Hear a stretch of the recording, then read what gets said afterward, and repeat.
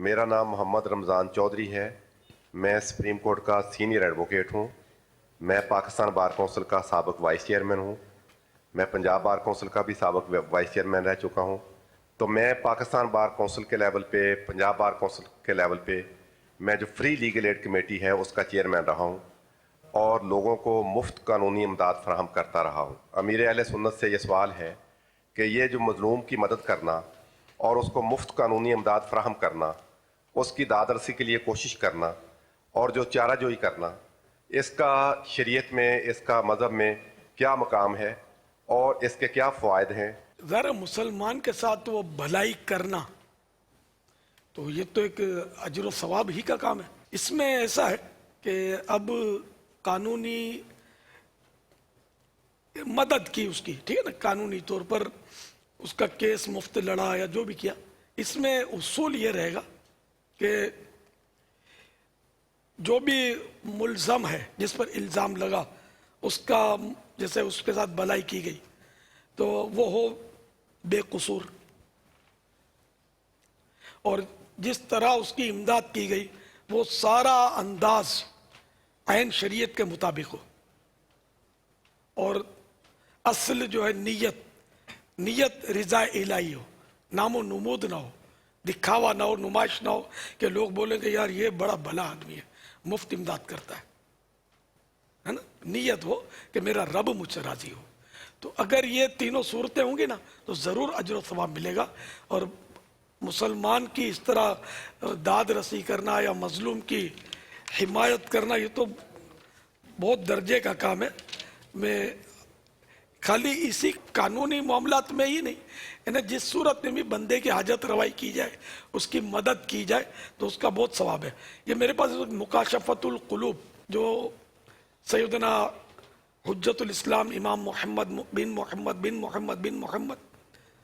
غزالی علیہ رحمۃ اللہ الوالی کی طرف منسوب ہے، تو اس میں کچھ روایتیں میں آپ کو سناتا ہوں. تو سبھی کے لیے اس میں ترغیب ہے ہمارے لیے کہ ہم مسلمانوں کے کام آئیں. یہ بڑے درجے کا کام ہے. خیر الناس من ينفع الناس، کہ یہ بھی حدیث پاک ہے کہ لوگوں میں بہتر وہ ہے جو دوسروں کے کام آئے.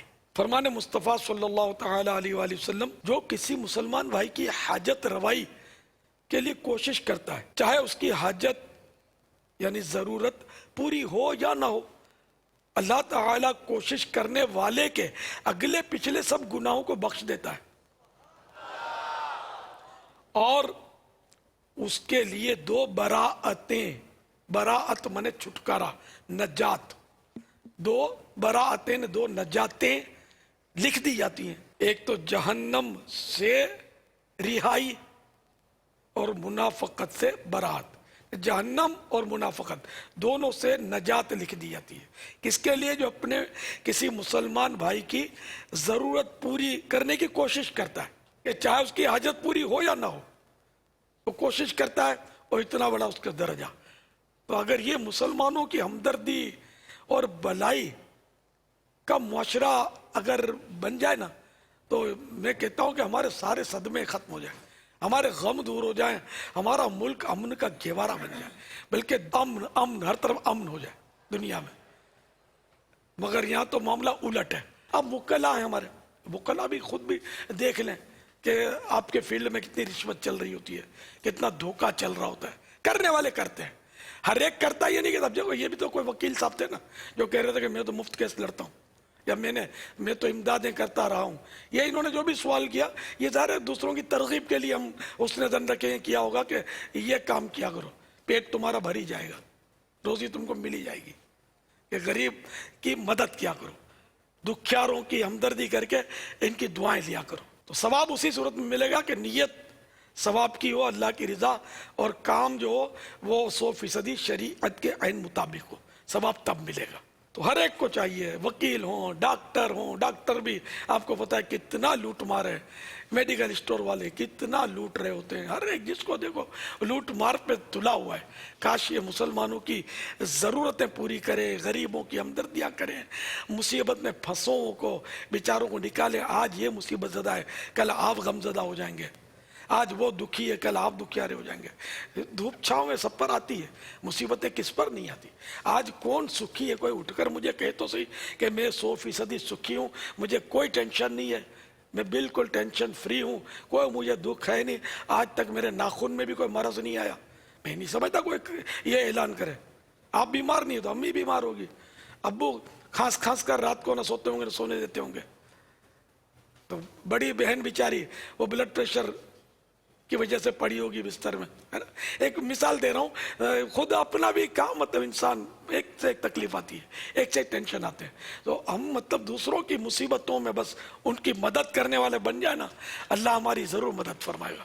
ایک اور حدیث پاک حضرت سیدنا انس رضی اللہ تعالیٰ عنہ سے مروی ہے، حضور صلی اللہ تعالیٰ علیہ وآلہ وسلم نے فرمایا، جو شخص کسی مسلمان بھائی کی حاجت روائی کے لیے چلتا ہے، اس کی ضرورت پوری کرنے کے لیے چلتا ہے، اللہ تعالیٰ ہر قدم کے بدلے اس کے نامہ اعمال میں 70 نیکیاں لکھ دیتا ہے اور 70 گناہ معاف کر دیے جاتے ہیں.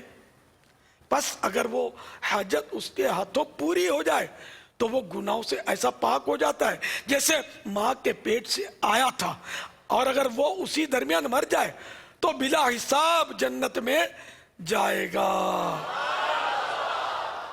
حضرت سیدنا عبداللہ ابن عباس رضی اللہ تعالیٰ عنہما سے مروی ہے، حضور صلی اللہ تعالیٰ علیہ وآلہ وسلم نے فرمایا، جو شخص اپنے مسلمان بھائی کی حاجت روائی کے لیے اس کے ساتھ جاتا ہے اور اس کی حاجت پوری کر دیتا ہے تو اللہ تعالیٰ اس کے اور جہنم کے درمیان 7 خندقیں بنا دیتا ہے.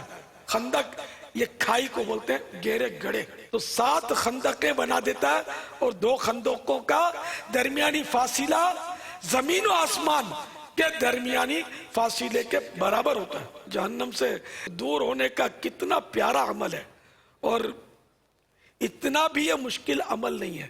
ہر حاجت ہماری اپروچ کے باہر نہیں ہوتی پوری کرنا.